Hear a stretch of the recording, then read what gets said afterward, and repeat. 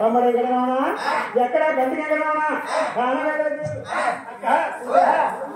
ఈ తమ్ముడు మాయలు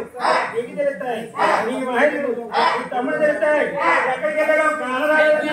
ఇలా చెప్తా ఉన్నారు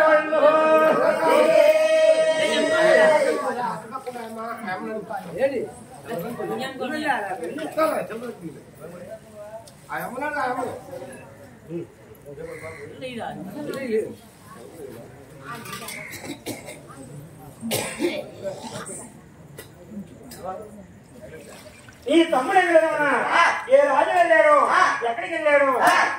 నాకు చెప్పినట్టయితే పెళ్లి కోరతారు దగ్గర అయిపోతున్నాయమ్మా మా పేరమ్మదేవి రోజు మగని అడుగొచ్చారని ఎక్కడ వెళ్ళిపోయాడని నాకంట మళ్ళీ అడుగుతారు ఆనాడు లేని కూతురు నేను అడుగుతుంటేదమ్మా అమ్మా ఏదైనా పళ్ళు వస్తేనే గుర్తొస్తారమ్మా పళ్ళు రాకపోతే గుర్తెలా వస్తారమ్మా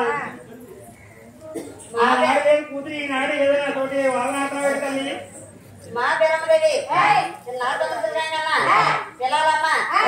తప్పదమ్మా